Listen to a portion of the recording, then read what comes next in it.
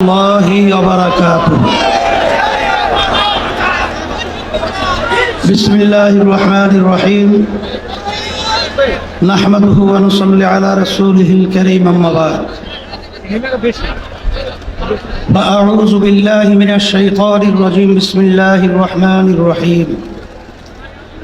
ظهر الفساد في البر والبحر بما كسبت أيدي الناس. صدق الله العلي العظيم.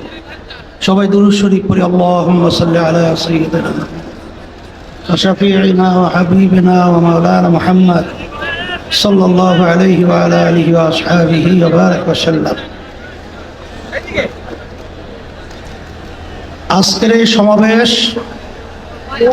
কি উদ্দেশ্যে, ইতিমধ্যে আমরা গুরুত্বপূর্ণ ব্যক্তিদের গুরুত্বপূর্ণ আলোচনার মাধ্যমে আমরা মেসেজ পেয়েছি।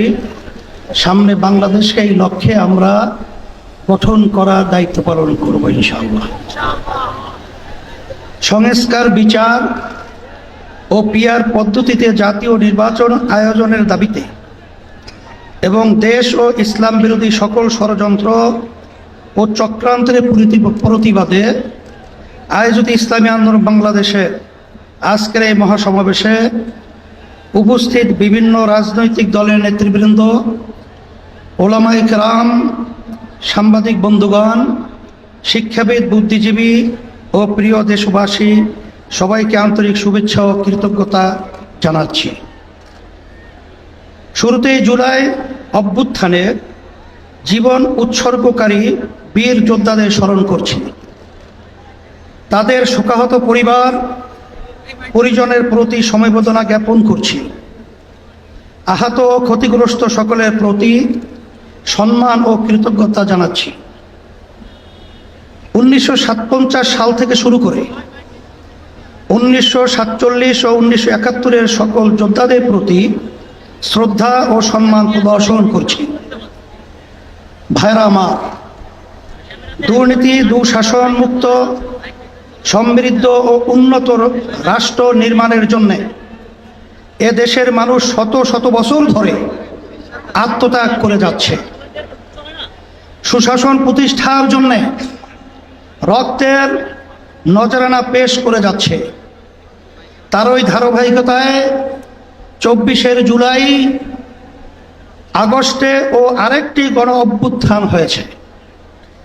আমাদের অতীতের আত্মত্যাগ বিফলে গেছে ভুল নীতি এবং অসুস্থ রাজনীতির কারণে। সুতরাং জুলাই অভ্যুত্থানকেও আমরা অতীতের মতো ব্যর্থ হতে দিতে পারি না। আবু সাঈদ ও মুগ্ধরা আমাদের স্মৃতিতে অম্লান হয়ে আছে। আহতরা এখনো ক্ষত বয়ে বেড়াচ্ছে। তাই প্রয়োজনীয় রাষ্ট্র সংস্কার এখনই করতে হবে। পতিত স্বৈরতন্ত্রের সাথে জড়িতদের বিচার করতে হবে। আরেকটা কথা স্পষ্ট ভাষায় বলে দিতে চাই, পিয়ার পদ্ধতিতে নির্বাচন আয়োজন করার কোনো বিকল্প নাই। আজকের এই জনসমুদ্র পিয়ার পদ্ধতি নির্বাচনের পক্ষের জনসমুদ্র। সংগ্রামী দেশবাসী, 1972 সালে রচিত সংবিধান ছিল দেশের মানুষের বোধবিশ্বাস ও গণ আকাঙ্ক্ষার বিরোধী। সেই সংবিধান রচয়িতাদের স্বাধীন বাংলাদেশের সংবিধান রচনা করার ম্যান্ডেটই ছিল না। তারা ভিন দেশের সংবিধান অনুসরণ করেছিলেন, ফলে যা হওয়ার তাই হয়েছে। কোনো ক্ষেত্রেই কাঙ্ক্ষিত সমৃদ্ধ ও উন্নতি হয় নাই। রাজনৈতিক সংস্কৃতি কলুষিত হয়েছে। সবচেয়ে ভয়াবহ ব্যাপার হলো সংবিধান মেনেই স্বৈরাচার তৈরি হয়েছে। এজন্যই আমরা সংস্কারের প্রশ্নে অটল, অবিচল ও আপোষহীন অবস্থান নিয়েছি। ভাইরা আমার, জুলাই অভ্যুত্থানের প্রধান লক্ষ্য ছিল দেশকে স্বৈরাচারের হাত থেকে রক্ষা করা, 54 বছরের জমা হওয়া জঞ্জাল দূর করা। অভ্যুত্থানের পরে সংস্কার কমিশন গঠন করা হয়েছে। আমরা মতামত দিয়েছি। এখন সংস্কার নিয়ে দ্বিতীয় দফা আলোচনা চলছে। আমরা লক্ষ্য করছি মৌলিক সংস্কারে কেউ কেউ গড়িমসি করছেন। এটা জুলাইয়ের সাথে বিশ্বাসঘাতকতা। স্বৈরাচার তৈরির রাস্তা খোলা রাখা যাবে না। সংস্কার না করে নির্বাচন আয়োজন করে দেশকে আবারও আগের অবস্থায় নিয়ে যাওয়া যাবে না। রাষ্ট্রের মূলনীতি সহ সংসদের উভয় কক্ষে পিআর পদ্ধতি নির্বাচনের মতো বিষয় ঐক্যমত্য না হলে গণভোটের আয়োজন করতে হবে। ভাইরা আমার, পতিত ফ্যাসিস্ট জুলুমের রাষ্ট্র তৈরি করেছিল, হাজার হাজার মানুষকে গুম ও খুন করেছে, বিলিয়ন বিলিয়ন টাকা দেশ থেকে চুরি করে নিয়ে গেছে, লাখো মানুষকে কারাবন্দী করেছে, চাঁদাবাজি করে মানুষের জীবনকে অতিষ্ঠ করেছে, আর 24 জুলাই তো প্রকাশ্যে গণহত্যা করেছে। ফলে তাদের কোনো ক্ষমা নাই। যারা সরাসরি ফৌজদারি অপরাধের সাথে জড়িত ছিল তাদের বিচার করতে হবে। যারা অপরাধে সহায়তা করেছে তাদেরও বিচার করতে হবে। বিচারের ক্ষেত্রে কিছুটা অগ্রগতি হলেও পতিত সরকারের অধিকাংশ মন্ত্রী, এমপি এবং নেতারা এখনো জেলের বাইরে। অনেকেই দেশের বাইরে থেকে উস্কানি দিয়ে যাচ্ছে। আজকের এই মহাসমাবেশ থেকে ঘোষণা করছি, অবিলম্বে ফ্যাসিবাদীর সাথে জড়িত সকলকে শাস্তির আওতায় আনতে হবে। আরেকটা কথা বলি, সুপ্রিম কোর্টে বিচারপতি নিয়োগ নিয়ে অতীতের মতোই বাতাসে নানা রকম কথা ভাসছে। আমরা আমাদের চোখ কান খোলা রেখেছি। যোগ্যদের বাদ দিয়ে যদি তথাকথিত শপথবদ্ধ রাজনীতিবিদদের নিয়োগ দেওয়া হয়, তা কারো জন্যই সুকুমার হবে না। প্রিয় দেশবাসী, দেশের সকল মানুষের ভোটের দাম সমান। কারো ভোট যাতে অবমূল্যায়ন না হয় সেই ব্যবস্থা করতে হবে। তাই আগামী নির্বাচনে সংসদের উভয় কক্ষে অবশ্যই পিআর পদ্ধতিতে নির্বাচন দিতে হবে। যে যত শতাংশ ভোট পাবে সংসদে তাদের সেই অনুপাতি হারে আসন থাকবে। এই পদ্ধতিতে রাষ্ট্র পরিচালনায় সকলের মতের প্রতিফলন ঘটবে। কোনো দল জালেম হওয়ার সুযোগ পাবে না।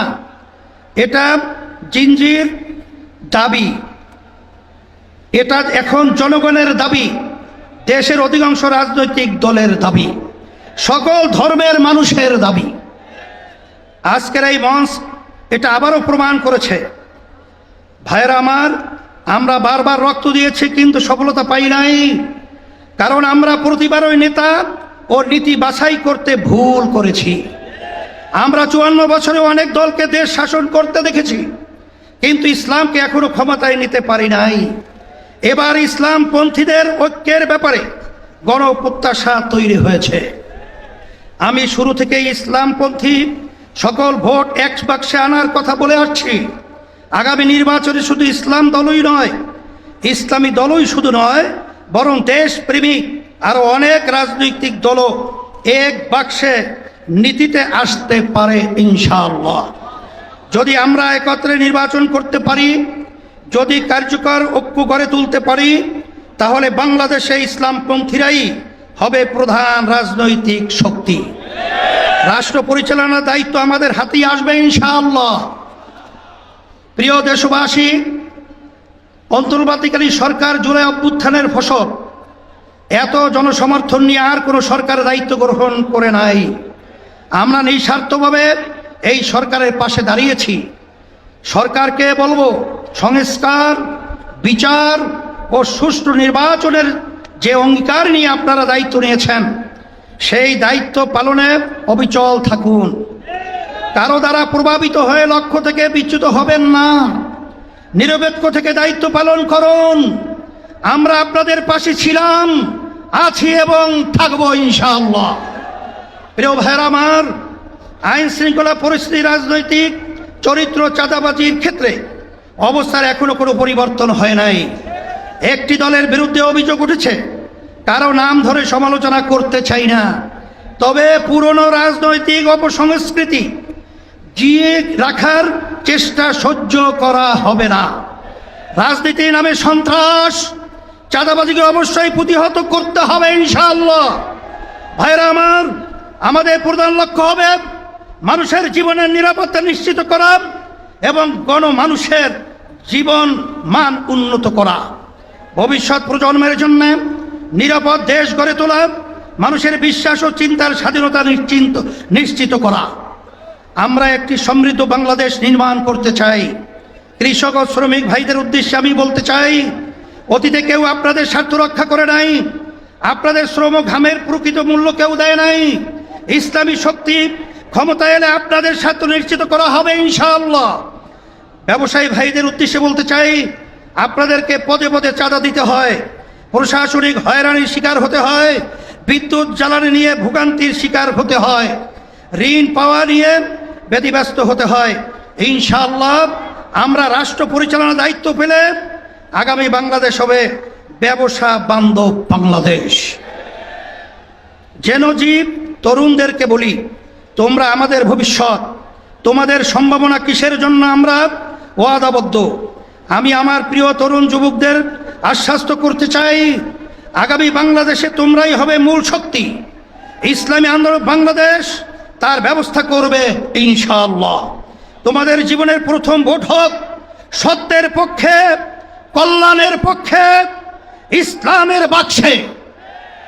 যদি তোমরা এটা করতে পারো, এদেশকে আমরা গড়ে তুলবই ইনশাআল্লাহ। আমাদেরকে কেউ দমাতে পারবে না ইনশাআল্লাহ। আমরা কথা দিচ্ছি, আমাদেরকে দায়িত্ব দিলে দুর্নীতির দুঃশাসন মুক্ত একটি সমৃদ্ধ বাংলাদেশ তোমাদের উপহার দেব ইনশাআল্লাহ। প্রবাসী ভাইদের উদ্দেশ্যে আমি বলতে চাই, আপনারা এদেশের অর্থনীতির অন্যতম প্রধান শক্তি, আপনারা আমাদের প্রেরণা, আপনারা ভিআইপি। আপনাদের উপযুক্ত সম্মান এবং ন্যায্য চাওয়া, যা যা করার দরকার আমরা তাই করব ইনশাআল্লাহ। সম্মানিত ওলামায়ে কেরাম, আপনারা দেশের শ্রেষ্ঠ সন্তান, অথচ অনেক ক্ষেত্রেই আপনারা অবহেলিত এবং রাষ্ট্রের সুবিধা থেকে বঞ্চিত। আগামী নির্বাচনে আমরা দেশ পরিচালনার দায়িত্ব পেলে ওলামায়ে কেরামদের প্রাপ্য সম্মান ও মর্যাদা নিশ্চিত করব ইনশাআল্লাহ। নৃগোষ্ঠী এবং মুসলমান সকলে মিলেই আমরা বাংলাদেশি। এই দেশ আমাদের সকলের, ধর্ম বর্ণ নির্বিশেষে সকলের জানমালের নিরাপত্তা নিশ্চিত করা এবং সবার জন্য সমান সুযোগ ও মর্যাদা প্রদান করা আমাদের রাজনৈতিক অঙ্গীকার। আমার মা বোনদের উদ্দেশ্যে বলতে চাই, নারীরা আমাদের জনশক্তির অর্ধেক। দেশ গঠনে নারীদের ভূমিকা খুবই গুরুত্বপূর্ণ। ইসলামী আন্দোলন বাংলাদেশ নারীর স্বাধীনতা, সম্মান অধিকার নিশ্চিত করতে চায়। আমরা নারীর প্রতি কোনো প্রকার সহিংসতা বরদাস্ত করব না, নারীকে পণ্য বানাতে দিব না। নারীর প্রকৃত মর্যাদা সমুন্নত করাই আমাদের পবিত্র দায়িত্ব। ভাইয়ের আমার, এ মহাসমাবেশ থেকে আমরা ফিলিস্তিনি জনতার প্রতি সমর্থন ঘোষণা করছি। প্রথম কিবলা বাইতুল মুকাদ্দাসের মুক্তিসহ স্বাধীন ফিলিস্তিন রাষ্ট্র প্রতিষ্ঠার জন্য সব মুসলিম দেশের রাষ্ট্রপ্রধানদের কার্যকর উদ্যোগ নেওয়ার জোর দাবি জানাচ্ছি। সংগ্রামী ভাইরা আমার, আমরা রাষ্ট্রে সুশাসন চাই, জবাবদিহিতা নিশ্চিত করতে চাই, যেখানে রাষ্ট্রপ্রধান ও জনতার কাছে জবাবদিহি করতে বাধ্য থাকবে। আমরা ন্যায়ের শাসন প্রতিষ্ঠা করতে চাই, আমরা দুর্নীতিমুক্ত বাংলাদেশ প্রতিষ্ঠা করতে চাই, আমরা দক্ষ সৎ জনপ্রশাসন গড়ে তুলতে চাই। প্রতিষ্ঠার পর থেকে আজ পর্যন্ত ইসলামী আন্দোলন বাংলাদেশ কখনো অন্যায়ের সঙ্গে আপোষ করে নাই, শর্টকাট পথে ক্ষমতায় যেতে চায় নাই, নীতি বিসর্জন দেয় নাই। সব কিছুর ঊর্ধ্বে আমরা ইসলাম, দেশ ও জনগণের স্বার্থকে প্রাধান্য দিয়েছি।